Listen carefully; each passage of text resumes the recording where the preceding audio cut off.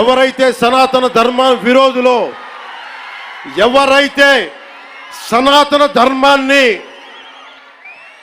మట్టిలో కలిపేస్తామని అన్నారో వాళ్ళతో గొడవ పెట్టుకోవడానికి వచ్చాను ఈ రోజున. To the entire nation I'm addressing this from Tirupati regarding the desecration of Lord Balaji. I came in front of you not as Deputy Chief Minister of Andhra Pradesh, not as Chandrababu Naidu అబద్ధాన్ని మోస్తా ఉన్న చంద్రబాబు నాయుడు గారి కూటమికి మాత్రమే పరిమితం కావాలి అని చెప్పి, చంద్రబాబు నాయుడు గారు అబద్ధాన్ని మోస్తా ఉన్న, అబద్ధం అని తెలిసినా కూడా మోస్తా ఉన్న ఆ నాయకులకే పరిమితం కావాలి అని నిజంగా దేవుణ్ణి అందరం ముక్కోవాలి, ముక్కుంటున్నాం కూడా.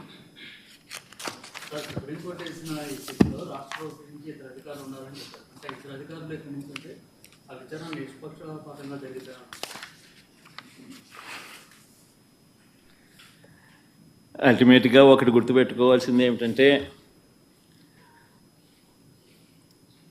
ఇది వెలుగులోకి వచ్చిందంటే కూడా ఇవన్నీ కూడా వెలుగులోకి వచ్చాయంటే కూడా దేవుడే నడిపించాడు. వెంకటేశ్వర స్వామితో ఆడుకుంటా ఉన్నారు, వెంకటేశ్వర స్వామి నడిపిస్తాడు. ఇటువంటి అన్యాయాలు చేస్తూ ఉన్న వ్యక్తులకు ముటిక్కాయలు వేసేది కూడా ఆయనే వేస్తాడు.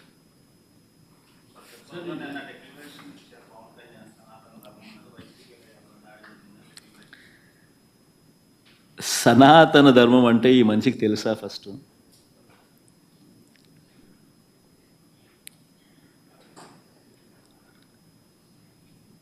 సాక్షాత్తు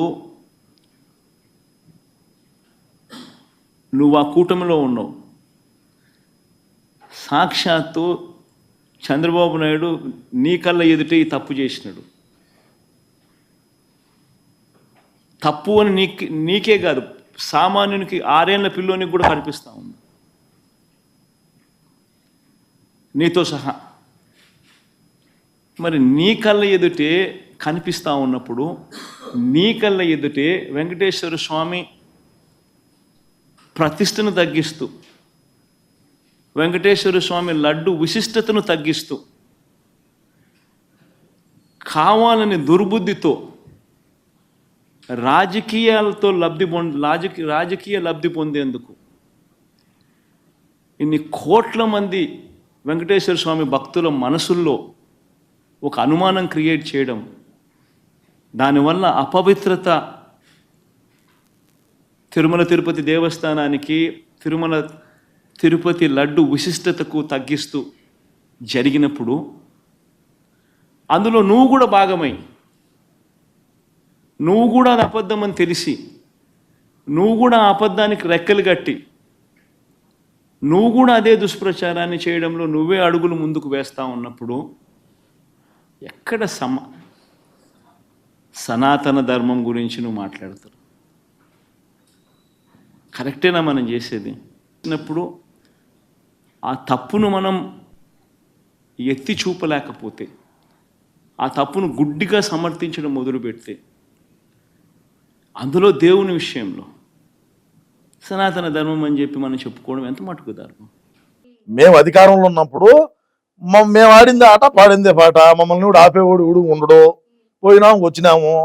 అది కూడా మన ధర్మానికి విరుద్ధంగా స్వామివారికి కూడా పట్టు వస్త్రాలు మనం ఎత్తుకొని పోయి ఇయ్యాలా, మరి కుటుంబ సమేతంగా పోయి ఇయ్యాలా, వదిన రాదు, ప్రసాదం టిష్యూలో పెడతాము. అన్నకు తెలుసు కదా దాంట్లో కల్తీ జరుగుతుందని.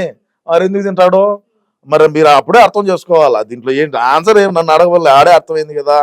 ప్రసాదం ఇచ్చినప్పుడు టిష్యూలో పెట్టి ఎన్నికి ఇచ్చినాడంటే అప్పుడే అర్థం చేసుకోండి మరి ఏమైంది అనేది. సో ఇంట్లోంచి ఆర్డర్స్ పాస్ అవ్వలేదు అంటారు? రాలేదనే చెప్తాను నేను. అయ్యింటేనేమో పోయి ఉంటాడు. అంటే మరి అంటే డిక్లరేషన్ ఇవ్వడానికి అంత సతమతం అవుతున్నప్పుడు మరి నా మతం, మానవత్వం ఇట్లాంటి మాటలు ఎందుకు మాట్లాడడం అని డిక్షనరీలో ఎతికి రాసి ఇచ్చిస్తున్నారు మా వాళ్ళు కూడా. మానవత్వం మనకు, మా అన్నకు ఉండేటువంటి అంత మానవత్వం ఎవరికి ఉండదు. ఎందుకంటే చిన్నాయన్ను ఎవడైతే గొడవలతో వేసాడో వాడిని పక్కన పెట్టుకొని తిప్పటం అనేది మానవత్వం. సొంత చిన్నాయన చనిపోతే రోడ్డు మార్గంలో పోవటం అనేది మానవత్వం. ఏ లంగా పన్నున్నా ఫ్లైట్ వేసుకొని పోయేవాడు కడపకు, అటువంటి వాడు రోడ్డు మార్గంలో పోయినా అంటే అది మానవత్వం అనుకోవాలా.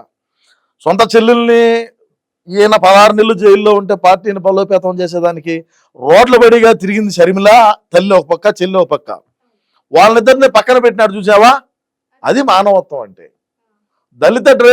ఒక దళిత డ్రైవర్ని చంపి డోర్ డెలివరీ చేసే అనంతబాబు వాడిని బెయిల్ తీసుకొని బయటికి తీసుకొచ్చి పక్కన కూర్చొని పెట్టుకున్నాడు చూసావా, అది మానవత్వం అంటే.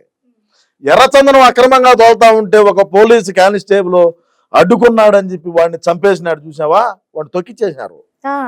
ఆ పోలీస్ కానిస్టేబుల్ తొక్కిచ్చినారు, అయినా కూడా ఏం మాట్లాడలేదు చూసావా, అది మానవత్వం అంటే. మరి ఇన్ని మానవత్వం ఇట్లాంటివి చెప్పుకుంటా పోతే కొల్లలు ఉన్నాయి. ఒకటి మీ దృష్టిలో మానవత్వం అంటే ఇది మా పార్టీలో, మాది కాదు మా పార్టీలో, మీ పార్టీలో అది నాది వేరు ఉంటది. మీ పార్టీలోనే మీది వేరు. నేను నిజాలు నిర్భయంగా చెప్పేటువంటి వ్యక్తిని, నీకు తెలియదేమమ్మా నా గురించి. నిజాలు నిర్భయంగా చెప్తా, మీరు ఏ ప్రశ్నలు వేసినా కూడా దేనికి దడిచేది లేదని మరొకసారి చెప్తా ఉన్నా. మీరు బ్రహ్మాండంగా మీరు ఓపెన్ గా అడగండి. అంటే హిందూయిజం అంటే నమ్మకం అంటే నమ్మకం అని ఒక పక్క చెప్పుకుంటూనే మళ్ళీ ఒక డిక్లరేషన్ అడగగానే ఇదే హిందూయిజం అంటాం ఎంతవరకు కరెక్ట్? మరి 4 గోళ్ల మధ్యలో బైబిల్ చదువుతాడు, బయటకు వచ్చి నా ముస్లింలు, నా మైనార్టీలు, నా హిందువులు అంటాడు. మరి దీన్ని ఏం చూడాలా? ఇప్పుడు హిందూయిజం అంటే అది చట్టమ్మా, అది నువ్వు నేను రాసింది కాదు, నువ్వు నేను లేదంటే చంద్రబాబు నాయుడు గారు పవన్ కళ్యాణ్ గారు చెప్పింది కాదు. అది ఎప్పటి నుంచో వచ్చుతున్నటువంటి ఆచారము. డిక్లరేషన్ ఇచ్చి నువ్వు పో, నీకు ఇబ్బంది ఎవడు ఆపినాడు నిన్ను? నోటీసులు ఇచ్చినావు అంటున్నావు, ఏ నోటీసులు ఇచ్చారమ్మా? చూపి, ఏమవుతుంది? రాష్ట్ర ప్రజానికాన్ని చూపి, మన సోషల్ మీడియా ఉండదు, లేదా ఆ పేపర్ లేదో నాకు పంపి నేను ఒక ప్రెస్ మీట్ పెట్టి చూపించా, మా ఆయనకి ఇదో ఈ పేపర్లు ఇచ్చినారు, ఈ నోటీసులు ఇచ్చినారు, కొంతమందికి పోకూడదని. రోజా గారు అదే ప్రెస్ మీట్ పెట్టి చెప్తున్నారు, జగన్ గారిని అడ్డుకుంటున్నారంట కదా తిరుమలలో వెళ్లకుండా. భక్తులు వాళ్ళు కూడా ఆగ్రహంగా ఉన్నారు కొండ మీద. వీళ్ళు చేసినటువంటి పనులు ఏవైతే ఉన్నాయో 5 సంవత్సరాల్లో ఏదైతే కాలంలో మేము అధికారంలో ఉన్నప్పుడు వాళ్ళు కూడా భారీగా ఆగ్రహంతోనే ఉన్నారు. వాళ్ళు ఏమి మామూలుగా ఏమి లేరు, వేరే లెవెల్లో ఉంటుంది కథ జరిగిందంటే. మా అన్నకు అన్నీ తెలుసు, కానీ పొలిటికల్ డ్రామా ఏదో ఒకటి మా మీదికి రాకుండా వాళ్ళ మీదకి రుద్దాలా అనేటువంటి ప్రయత్నంలోనే ఈ తిరుమల అంశం కూడా. ఇంకా 5 సంవత్సరాలు ఉన్నాయి, రాబోయే రోజుల్లో కొన్ని బడాబడాగా జరుగుతాయి. ఇది ఆఫ్టర్ ఆల్ ఊరికే ఊరికే అట్ట బయటకు వచ్చే చాలా ఎందుకుండవు. అంటే జగన్ రాసలీళ్ళు కూడా బయటకు వస్తాయని ఒక మాట చెప్పారు కదా, అవి ఎంతవరకు వచ్చాయి? వచ్చాయేమో. మీరే దువాడు శ్రీనివాస్ వచ్చాయనుకున్నారు ఎవరున్నా? వాడు బ్రహ్మాండంగా దూతాడు. మరి అందరూ దువ్వే ఉంటారు. అంటే వైసీపీలో ఇంకా దువ్విన వాళ్ళు చాలా మంది ఉన్నారు, మచ్చుగా ఉన్నారు. మరి ఎప్పుడు బయటకు వస్తాయి కూడా చెప్తాయి. ఎప్పుడు ఒకసారి వచ్చాయి, దాని టైం ఉన్నప్పుడు దొరుకుతాయి. ఓకే. అండ్ నాకు తెలిసినంత వరకు నేను అనుకునేది ఏంటి అంటే, ఆయన నిన్న ఉంది కదా కోర్టు ప్లాన్ ఒకటి, ఆయనకి కోర్టుకు వెళ్లేది ఒకటి ఉంది. సో దాన్ని తప్పించుకోవడానికి తిరుమల ప్లాన్ పెట్టారని మేము అనుకుంటున్నాం. మరి మీరేమంటారు? అంతే అనుకో. నేను చెప్పింది ఏందమ్మా నీకు, ఇది ఆఫ్టర్ ఆల్ ఊరికే, ఇది చిన్న శాంపుల్ ఊరికే వదిలినాడు. ఇంకా రాబోయే రోజుల్లో ముందు భయంకరమైన ప్లాన్లు ఉన్నాయి. కులాల మధ్య చిచ్చు పెడతాడు, మతాల మధ్య చిచ్చులు పెడతారు, కొట్లాట్లు అవుతాయి, లా అండ్ ఆర్డర్ ఇష్యూ చేస్తారు. ఎవడన్నా రెచ్చిపోయి అవి ఉంటాయిలే, మామూలుగా ఇంకా ఉండాలి, టైం ఉండాలి నీకు.